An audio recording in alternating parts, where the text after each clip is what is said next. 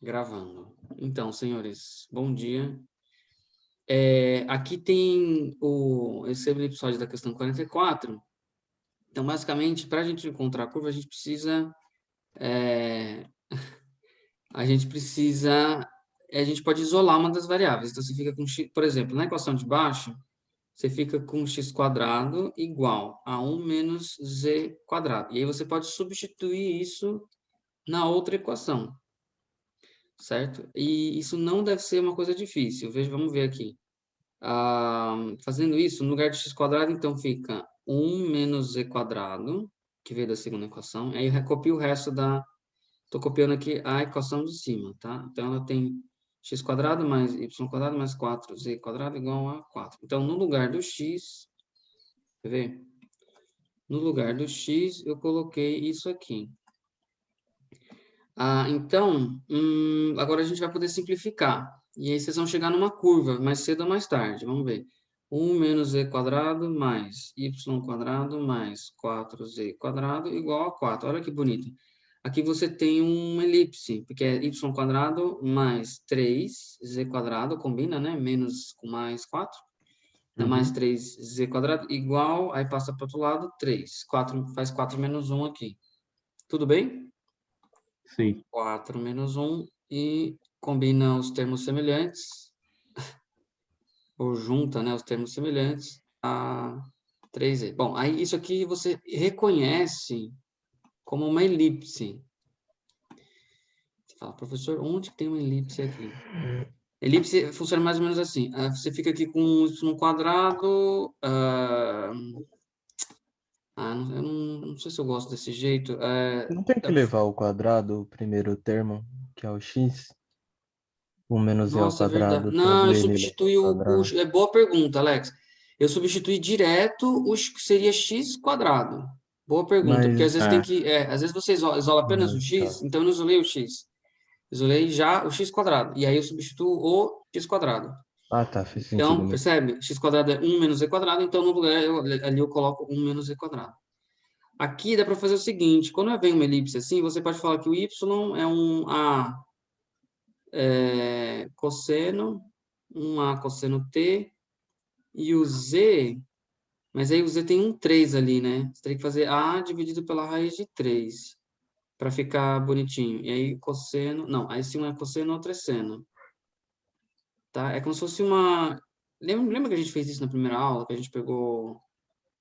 A gente tinha a cosseno, a gente tinha a cosseno t e b seno t. Aí você mexia no a e no b, você brincava com uma elipse, né? Uhum. Você poderia fazer uma elipse assim, né? Onde se no x você tem A e A é maior, então aqui fica no x. E aqui você tem B, ou melhor, e no y você tem B, e aí aqui você tem um B que é menor. Aí ela fica variando, o x varia de menos A até A, e o B varia, ou y varia de menos B até B.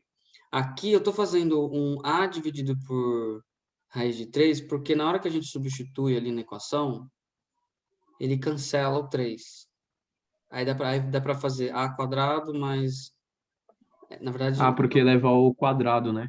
deixa eu Aí fazer a fica substituição. 3, Aham, aí isso. corta com 3. Ah, entendi. Deixa eu mostrar aqui a substituição para ficar mais claro. Então, o y Ah, sendo tá, a perfeito. cosseno t mais 3z. Z vai ser a por raiz de 3 seno t, o z quadrado, igual a 3. Aí vai ficar a quadrado cosseno quadrado t mais 3 vezes, ó, distributiva, a quadrado dividido por... Quando você faz o quadrado da raiz de 3, 3. vira apenas 3, aí cancela. Por isso que eu escrevi, pensando nisso, é que eu escrevi raiz de 3. Então, fica aqui seno quadrado igual a 3. Então, vai cancelar. Você vai ficar com a quadrado cosseno quadrado t mais a quadrado seno quadrado t igual a 3. E você vai poder juntar cosseno quadrado com seno quadrado. Aí fica a quadrado igual a 3. Então, você consegue achar o a.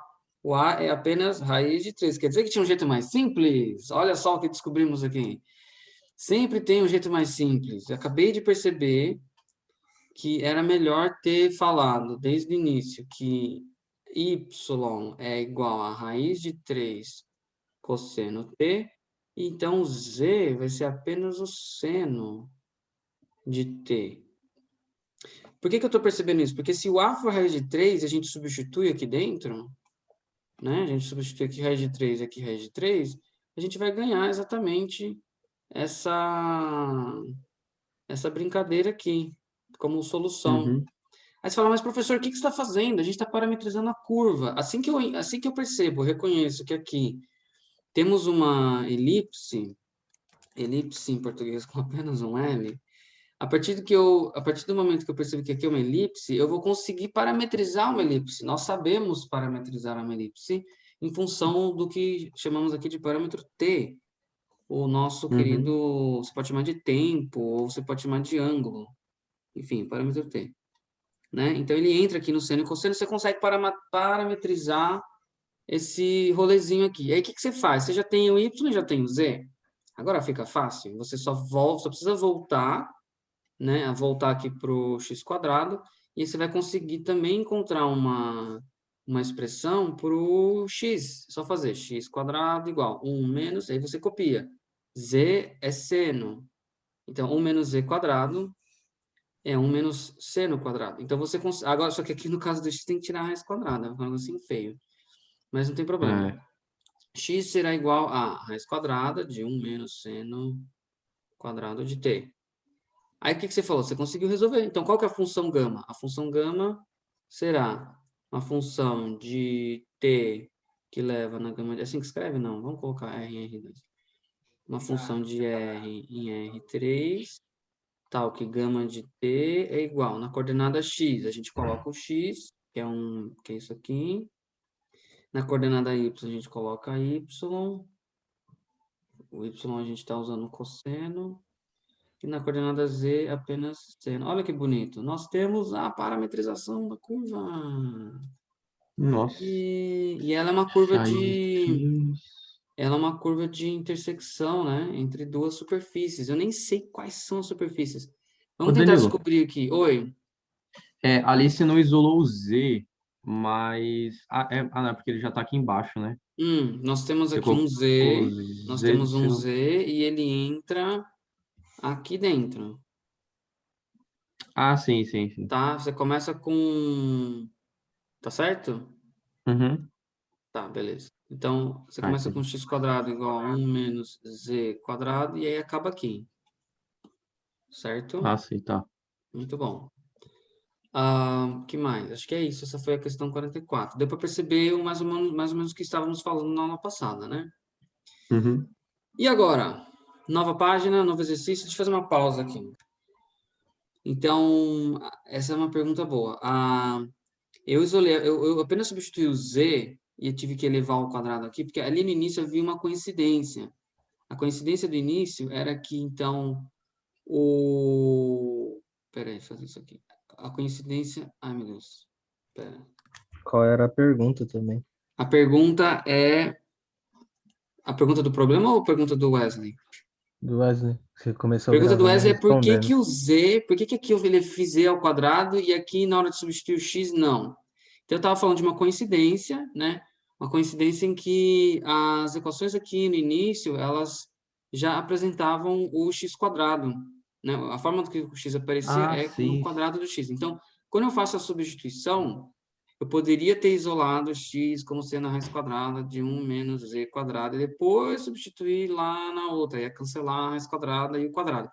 Mas eu acho mais simples substituir o quadrado de x de uma vez só, né? Então, a substituição não precisa ser exatamente x, você pode substituir o x², ou você pode substituir o x do jeito que ele tiver ali, né? Pode ser uma Uhum. exponencial de x. Você não precisa achar necessariamente o x para substituir o x, você pode substituir uma expressão do x. Então, você tem uma expressão aqui de x que é x². Então, ela foi substituída diretamente. Então, apenas 1 menos z² é o que entrou aqui. Mas aqui embaixo não, aqui encontramos apenas z.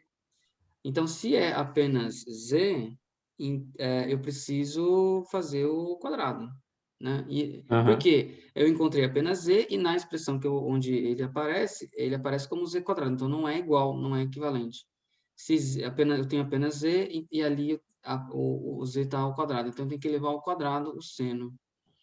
para poder ter exatamente o x. E olha só que interessante, o x eu vou escrever, eu vou escrever como apenas x, para poder mostrar ele aqui, né, na primeira coordenada. Uhum. Beleza. Aliás, a gente pode usar um código de cores aqui, vai ficar bem legal, ó. O x, o y tá aqui, ó. E temos também o z. O z entra aqui, ó. Ó que legal. Tcharam, tchararam. Tá bom? Aqui nessa questão, eu esqueci de falar que a equação em preto, ela representa um elipsoide. Ela representa um elipsoide. Porque tem x quadrado, y quadrado, dá um círculo, mas aí tem um 4z quadrado. Então, na direção z, ela parece que está um pouquinho achatada. Porque aí o z não pode se valer muito. Quando você multiplica z por 4, o z não vai conseguir atingir valores muito grandes. Então, ele vai dar uma achatada no eixo z. Mas aí vira um elipsoide, tá bom? Então, isso, a de cima a gente pode chamar de elipsoide e a de baixo a gente pode chamar de cilindro. É um cilindro paralelo a y. Aliás, esse é um outro exercício, a gente pode pesquisar alguns desses agora no livro. Então, veja, aqui é um cilindro, de baixo é um cilindro paralelo ao eixo y. Aí você fala, mas professor, por que é paralelo ao eixo y? Aí eu vou dizer, é porque não aparece o y na equação. Certo? Na de cima, eu chamei de elipsoide e eu falei que ele é achatado. Como é que a gente fala achatado? Na direção, eu não sei se traduzir isso, achatado na direção Z. Tá bom? Vamos pegar questões aqui, voltando aqui. Vamos fazer a questão 47, tá? Eu tô com meu vídeo bem grande agora, tô achando muito divertido isso. Ó, dá para aumentar ele aqui assim, diminuir, colocar aqui, ó. Eba, vamos lá. Então, dois objetos viajam pelo espaço ao longo de duas curvas. Vai colidir? É só você colocar... Se bem que se você colocar as curvas uma igual à outra, nem sempre tem solução, né? Eu Você pensei em fica com... fazer isso. o problema é exatamente o que está escrito aqui. Ele está dizendo mesma posição no mesmo instante. Então, o que você vai poder fazer? Isso aqui é um problema bem legal. Você tem R1, vamos lá, R1 vai ter x1 igual, primeira vez que eu escrevo aqui no espaço, olha que bonito. x1 é t quadrado, y1 é 7t menos 12, e z1 é igual a t quadrado também. Essas são as coordenadas da partícula 1. Partícula 2, x1 igual... Pera, partícula 2 é R2, né? Pelo amor de Deus. x2 igual a 4t menos 3, y2 igual a t quadrado, z2 igual a 5t menos 6. Pronto, são as duas partículas. O que tem que acontecer? Assim, ó, t quadrado tem que ser igual a 4t menos t. Você iguala tudo, né? Isso aqui tem que ser igual, isso aqui tem que ser igual, isso aqui tem que ser igual. Então, t quadrado tem que ser igual a 4t, o 7t menos 12 tem que ser igual a t quadrado, e o t quadrado tem que ser igual a 5t menos 6. São três equações para resolver. Vai dar pelo menos, ou vai dar no máximo uns 6 valores diferentes de t. Você tem que ver se tem um instante em que é tudo igual. Certo? Tem que resolver tudo. Eu não sei se tem outro jeito para fazer. Eu gosto de fazer usando distância. Eu gosto de fazer esse problema usando distância entre os dois. Fica bem legal. Mas eu acho que não há necessidade. Aqui fica mais fácil fazer apenas que as coordenadas são iguais. Então, coordenada x igual a coordenada x, coordenada y igual a coordenada y, coordenada z igual a coordenada z. É o que fazemos em física, né? Para ver colisão. Ó, a primeira, coordenada x igual dá origem a essa equação, t quadrado menos 4t mais 3, que tem como solução, não sei se vocês lembram de soma e produto, a gente pode falar aqui que a soma... Será que 3 e 1 é a solução? 3 vezes 1 dá 3, 3 mais 1 dá 4. Então, sim, você fica com essas duas soluções. Então, quer dizer que as coordenadas x dessas duas partículas, elas vão ser iguais em dois instantes. No instante t igual a 1 e no instante t igual a 3. Mas a gente ainda não sabe quando que é a colisão. Vamos continuar. Na de baixo, quando as coordenadas y são iguais, nós temos t quadrado menos 7t mais 12 igual a zero. Vocês perceberam que eu estou passando as coisas para um lado e para o outro, né? Para deixar sempre igual a Uhum. zero. É assim que a gente resolve a equação do segundo grau. Então, t quadrado menos 7t mais 12 igual a zero. Aí você adivinha as soluções por soma e produto. Dá para falar que é 3 e 4? Vamos testar aqui. 3 vezes Sim, 4 é sim. 12, 3 mais 4 é 7. Fala, beleza, funciona. Aí vocês já estão vendo qual vai ser a solução. Aqui t quadrado menos 5t mais 6 igual a zero. Tem como solução 2 e 3, né? 2 e 3. Aqui fodeu. 2 e 3. Então. Ah, 3 é bom. 3 é bom. Olha lá. Então, quando t igual a 3, aqui, aqui e aqui, as três coordenadas são iguais. Não basta duas, não basta uma. As três são iguais. Então, isso é uma colisão. Vai colidir em t igual a 3. Essa é a conclusão do exercício.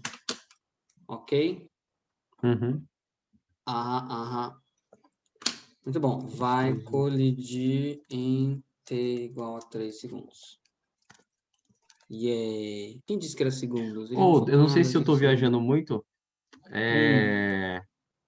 mas teria alguma forma de, por exemplo, encontrar em que tempo eles se colidem em apenas duas dimensões? Isso não tem como, né?